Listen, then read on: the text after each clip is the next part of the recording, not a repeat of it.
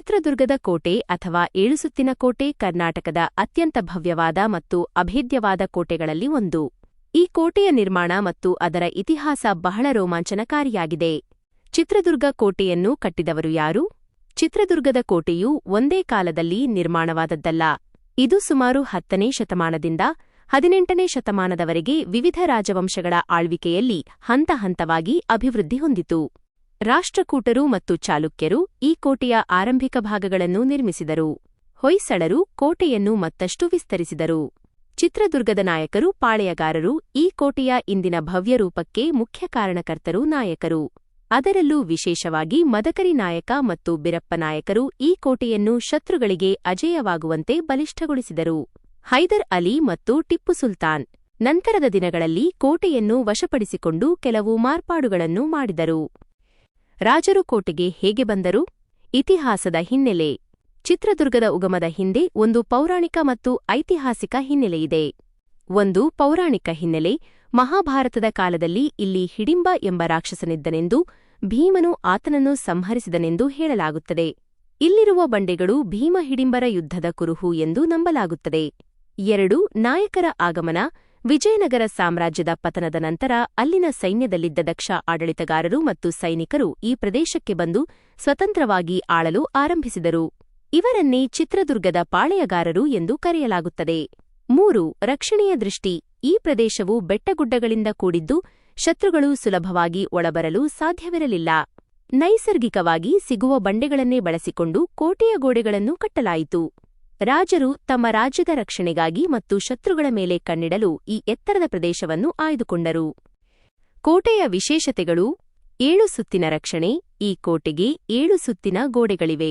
ಇವುಗಳಲ್ಲಿ 3 ಸುತ್ತುಗಳು ಸಮತಟ್ಟಾದ ಭೂಮಿಯಲ್ಲಿದ್ದರೆ 4 ಸುತ್ತುಗಳು ಬೆಟ್ಟದ ಮೇಲಿವೆ. ಜಲ ಸಂಗ್ರಹಣೆ. ಎಷ್ಟೇ ವರ್ಷ ಬರಗಾಲ ಬಂದರೂ ಕೋಟೆಯಲ್ಲಿ ನೀರಿಗೆ ತೊಂದರೆಯಾಗದಂತೆ ಮಳೆನೀರನ್ನು ಸಂಗ್ರಹಿಸುವ ಅದ್ಭುತ ವ್ಯವಸ್ಥೆ ಇಲ್ಲಿದೆ. ಪ್ರಮುಖ ಆಕರ್ಷಣೆಗಳು: ಏಕನಾಥೇಶ್ವರಿ ದೇವಾಲಯ, ಸಂಪಿಗೆ ಸಿದ್ದೇಶ್ವರ ದೇವಾಲಯ, ಗಾಳಿ ಗೋಪುರ ಮತ್ತು ತೈಲಹೊಂಡಗಳು, ಮುರುಘಾ ಮಠ. ಚಿತ್ರದುರ್ಗದ ಪಾಳೆಗಾರರು ನಾಯಕರು. ವಿಜಯನಗರ ಸಾಮ್ರಾಜ್ಯದ ಪತನದ ನಂತರ ಕರ್ನಾಟಕದ ಇತಿಹಾಸದಲ್ಲಿ ಅತ್ಯಂತ ಶಕ್ತಿಶಾಲಿ ಮತ್ತು ಧೈರ್ಯಶಾಲಿ ಆಡಳಿತಗಾರರಾಗಿ ಗುರುತಿಸಿಕೊಂಡಿದ್ದಾರೆ. ಇವರನ್ನು ಚಿತ್ರದುರ್ಗದ ಮದಕರಿ ನಾಯಕರು ಎಂದೇ ಕರೆಯಲಾಗುತ್ತದೆ. ಚಿತ್ರದುರ್ಗವನ್ನು ಆಳಿದ 5 ಪ್ರಮುಖ ನಾಯಕರು ಮತ್ತು ಅವರ ಆಳ್ವಿಕೆಯ ಅವಧಿ ಹೀಗಿದೆ. 1.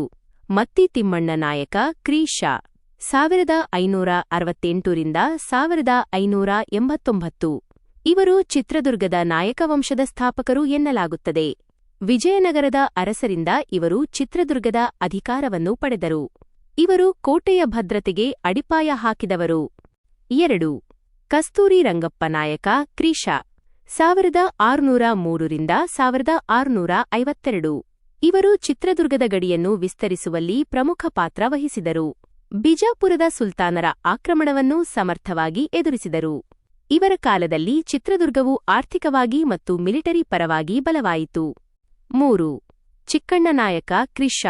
1676 ರಿಂದ 1686. ಇವರು ಅತ್ಯಂತ ಧರ್ಮನಿಷ್ಠ ಮತ್ತು ದಕ್ಷ ಆಡಳಿತಗಾರರಾಗಿದ್ದರು. ಇವರ ಕಾಲದಲ್ಲಿ ರಾಜ್ಯದಲ್ಲಿ ಶಾಂತಿ ಮತ್ತು ಸುಲಲಿತ ಆಡಳಿತವಿತ್ತು. ಇವರು ಚಿತ್ರದುರ್ಗದ ಕೋಟೆಯ ರಕ್ಷಣಾ ವ್ಯವಸ್ಥೆಯನ್ನು ಮತ್ತಷ್ಟು ಬಲಪಡಿಸಿದರು. 4. ಭರಮಪ್ಪ ನಾಯಕ ಕ್ರಿ.ಶ. 1689 ರಿಂದ 1721. ಚಿತ್ರದುರ್ಗದ ನಾಯಕರಲ್ಲಿ ಇವರು ಅತ್ಯಂತ ಪ್ರಸಿದ್ಧರು. ಇವರನ್ನು ಚಿತ್ರದುರ್ಗದ ವಾಸ್ತುಶಿಲ್ಪಿ ಎನ್ನಬಹುದು. ಇವರು ಅನೇಕ ದೇವಾಲಯಗಳನ್ನು, ಕೆರೆಗಳನ್ನು ಮತ್ತು ಧರ್ಮಶಾಲೆಗಳನ್ನು ನಿರ್ಮಿಸಿದರು. ಇವರ ಕಾಲದಲ್ಲಿ ಚಿತ್ರದುರ್ಗವು ಸಾಂಸ್ಕೃತಿಕವಾಗಿ ಉತ್ತುಂಗಕ್ಕೇರಿತು. 5. 5ನೇ ಮದಕರಿ ನಾಯಕ ಕ್ರಿ.ಶ. 1754 ರಿಂದ 1779. ಇವರು ಚಿತ್ರದುರ್ಗದ ಕೊನೆಯ ಮತ್ತು ಅತ್ಯಂತ ಶಕ್ತಿಶಾಲಿ ಅರಸರು. ಓಬವ್ವನ ಕಥೆ ಕರ್ನಾಟಕದ ಇತಿಹಾಸದಲ್ಲಿ ಅತ್ಯಂತ ರೋಮಾಂಚನಕಾರಿ ಮತ್ತು ಸ್ಫೂರ್ತಿದಾಯಕವಾದದ್ದು. ಒಬ್ಬ ಸಾಮಾನ್ಯ ಮಹಿಳೆ ತನ್ನ ಸಮಯ ಪ್ರಜ್ಞೆ ಮತ್ತು ಧೈರ್ಯದಿಂದ ಹೇಗೆ ಒಂದು ಸಾಮ್ರಾಜ್ಯವನ್ನೇ ಕಾಪಾಡಿದಳು ಎಂಬುದು ಇಲ್ಲಿನ ವಿಶೇಷ. ಓಬವ್ವನ ವೀರಗಾಥೆ. ಹಿನ್ನೆಲೆ: 18ನೇ ಶತಮಾನದಲ್ಲಿ ಚಿತ್ರದುರ್ಗವನ್ನು ಮದಕರಿ ನಾಯಕರು ಆಳುತ್ತಿದ್ದರು. ಆ ಸಮಯದಲ್ಲಿ ಮೈಸೂರಿನ ಸುಲ್ತಾನನಾಗಿದ್ದ ಹೈದರ್ ಅಲಿ ಚಿತ್ರದುರ್ಗದ ಕೋಟೆಯನ್ನು ವಶಪಡಿಸಿಕೊಳ್ಳಲು ಹಲವು ಬಾರಿ ಪ್ರಯತ್ನಿಸಿ ವಿಫಲನಾಗಿದ್ದ. ಕೋಟೆಯು 7 ಸುತ್ತಿನ ಗೋಡೆಗಳಿಂದ ಕೂಡಿದ್ದರಿಂದ ನೇರ ಯುದ್ಧದಲ್ಲಿ ಅದನ್ನು ಗೆಲ್ಲುವುದು ಅಸಾಧ್ಯವಾಗಿತ್ತು. ರಹಸ್ಯದಾರಿ. ಒಮ್ಮೆ ಹೈದರ್ ಅಲಿಯ ಸೈನಿಕರು ಕೋಟೆಯ ಗೋಡೆಯಲ್ಲಿದ್ದ ಒಂದು ಸಣ್ಣ ರಹಸ್ಯ ಕಿಂಡಿಯನ್ನು ಸಂದು ಪತ್ತೆಹಚ್ಚಿದರು. ಆ ಕಿಂಡಿಯ ಮೂಲಕ ಒಬ್ಬೊಬ್ಬರಾಗಿ ಒಳಗೆ ನುಗ್ಗಿ ಕೋಟೆಯ ಬಾಗಿಲನ್ನು ಒಳಗಿನಿಂದ ತೆರೆದು ಸುಲಭವಾಗಿ ವಶಪಡಿಸಿಕೊಳ್ಳಬಹುದು ಎಂಬುದು ಅವರ ಯೋಜನೆಯಾಗಿತ್ತು. ಓಬವ್ವನ ಸಾಹಸ. ಆ ಕಿಂಡಿಯ ಹತ್ತಿರವಿದ್ದ ಕಾವಲುಗಾರನ ಹೆಸರು ಕಹಳೆ ಮುದ್ದಹನುಮ. ಆತನ ಪತ್ನಿಯೇ ಓಬವ್ವ. ಒಂದು ಮಧ್ಯಾಹ್ನ ಮುದ್ದಹನುಮ ಊಟಕ್ಕೆ ಮನೆಗೆ ಬಂದಿದ್ದಾಗ ಓಬವ್ವ ನೀರು ತರಲು ಆ ಕಿಂಡಿಯ ಹತ್ತಿರವಿದ್ದ ಹೊಂಡಕ್ಕೆ ಹೋದಳು. ಅಲ್ಲಿ ಶತ್ರು ಸೈನಿಕರು ಕಿಂಡಿಯ ಮೂಲಕ ಒಬ್ಬೊಬ್ಬರಾಗಿ ಕೋಟೆಯೊಳಗೆ ನುಗ್ಗಲು ಪ್ರಯತ್ನಿಸುತ್ತಿರುವುದನ್ನು ಅವಳು ಗಮನಿಸಿದಳು. ತಕ್ಷಣ ಗಂಡನಿಗೆ ವಿಷಯ ಮುಟ್ಟಿಸಲು ಹೋದರೆ ಸಮಯ ವ್ಯರ್ಥವಾಗುತ್ತದೆ ಮತ್ತು ಶತ್ರುಗಳು ಒಳಬರುತ್ತಾರೆ ಎಂದು ಅರಿತ ಅವಳು ಮನೆಯಲ್ಲಿದ್ದ ಒನಕೆಯನ್ನು ಎತ್ತಿಕೊಂಡು ಬಂದಳು. ಒನಕೆ ಎಂಬ ಆಯುಧ ಓಬವ್ವ ಆ ಕಿಂಡಿಯ ಪಕ್ಕದಲ್ಲಿ ಅವಿತು ಕುಳಿತಳು. ಕಿಂಡಿಯಿಂದ ಒಬ್ಬ ಸೈನಿಕ ತಲೆ ಹಾಕಿದ ತಕ್ಷಣ ಅವನ ತಲೆಗೆ ಜೋರಾಗಿ ಒನಕೆಯಿಂದ ಹೊಡೆದು ಸಾಯಿಸಿದಳು. ನಂತರ ಅವನ ಶವವನ್ನು ಪಕ್ಕಕ್ಕೆ ಎಳೆದು ಹಾಕಿದಳು.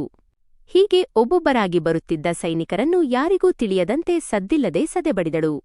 ಅಂತ್ಯ ಮತ್ತು ಸ್ಮರಣೆ. ಸ್ವಲ್ಪ ಸಮಯದ ನಂತರ ಮುದ್ದಹನುಮ ಅಲ್ಲಿಗೆ ಬಂದು ನೋಡಿದಾಗ ಓಬವ್ವ ರಕ್ತಸಿಕ್ತವಾದ ಒನಕೆಯನ್ನು ಹಿಡಿದು ನೂರಾರು ಶತ್ರು ಸೈನಿಕರ ಹೆಣದ ರಾಶಿಯ ಮುಂದೆ ನಿಂತಿದ್ದಳು.